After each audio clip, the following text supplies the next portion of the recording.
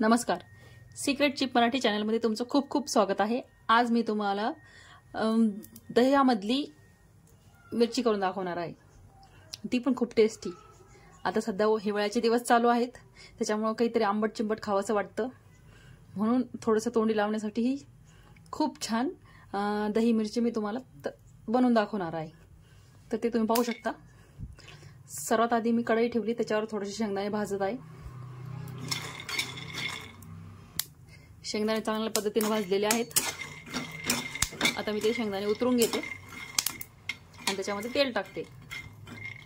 शेंगदाणे उतरून ठेवलेले आहेत मी, आता त्याच्यामध्ये तेल टाकते।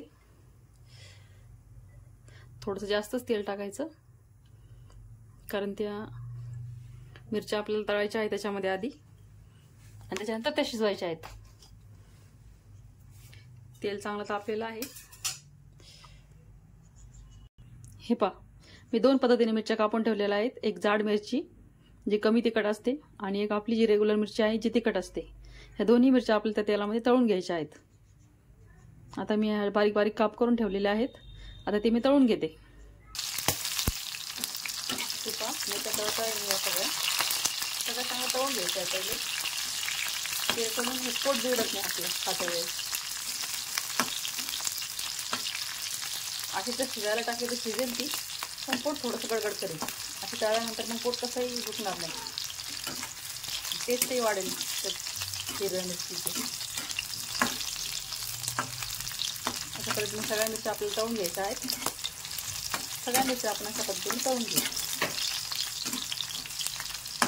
तुम्हाला माझ्या चॅनलवरच्या रेसिपी जर आवडत असतील तर माझ्या चॅनलला लाईक आणि सबस्क्राईब जरूर करा।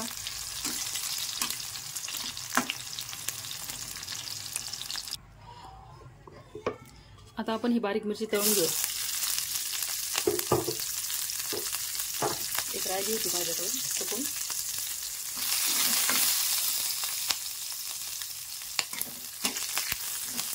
पण थोडीशी तळून घेऊन टाकायची।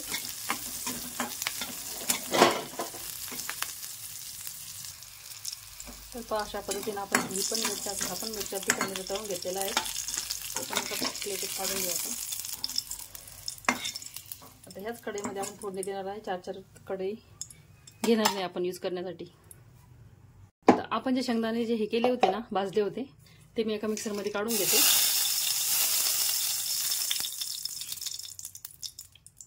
आणि त्याचं बारीक कूट करून घेते। तेल चांगल्या पद्धतीने तापलेलं आहे, त्याच्यामध्ये आपण जिरे मोहरी टाकू तडका देण्यासाठी। तडका दिल्यावर अजून खूप टेस्टी लागेल ती। जिरे टाकले, तडका वाजले, मोहरी टाकली, मोहरी आणि जिरे तडका वाजले, त्याच्यामध्ये थोडीशी हळदी पावडर टाकते। हळदी पावडर टाकून झालं, त्याच्यामध्ये शेंगदाण्याचं कूट टाकते। त्याला चांगलं हलवून घेते।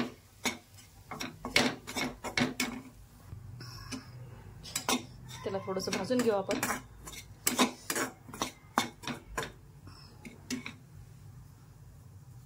आणि त्याच्यामध्ये थोडंसं चवीनुसार मीठही टाकून देऊ।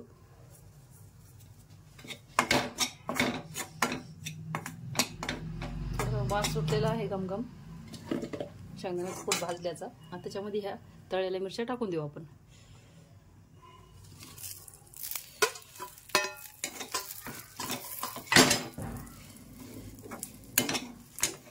चांगल्या प्रकारे हलवून घेऊ। चांगल्या प्रकारे हलवल्यामुळे काय होईल, शेंगदाण्याचं कूट त्या मिरच्यामध्ये जाईल आणि ते छान लागेल। आता काय करायचं, थोडंसं दही टाकायचं त्याच्यात। माझ्याकडे दही आहे, दही 2 चमचे टाकत आहे। अजून एखादा टाकून देते, जरा जास्त दिसते। आणि ते चांगल्या पद्धतीने हलवून घ्यायचं आहे दही टाकून।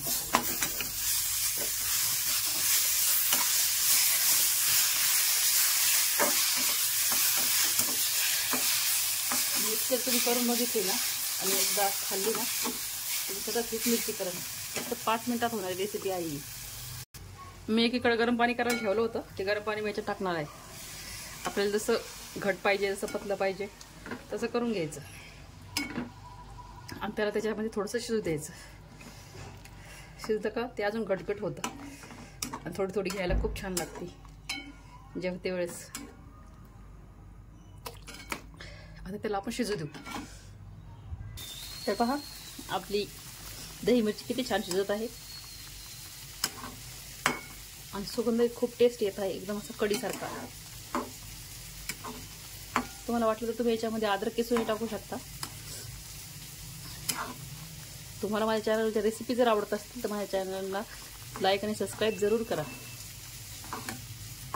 जेणेकरून तुम्हाला पुढच्या ज्या रेसिपी मी बनवील तर तुम्हाला त्याचं नोटिफिकेशन जरूर मिळेल तुम्हाला त्याचं. आता आपण तिला अजून 5-1 मिनिटं शिजू देऊ.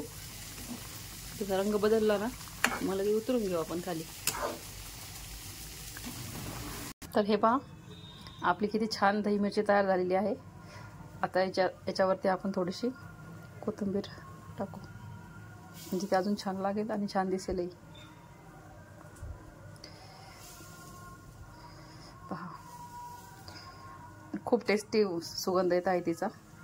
तर तुम्ही नक्की करून बघा आणि तुम्हाला माझी रेसिपी जर आवडली असेल तर माझ्या रेसिपीला लाईक आणि सबस्क्राईब जरूर करा.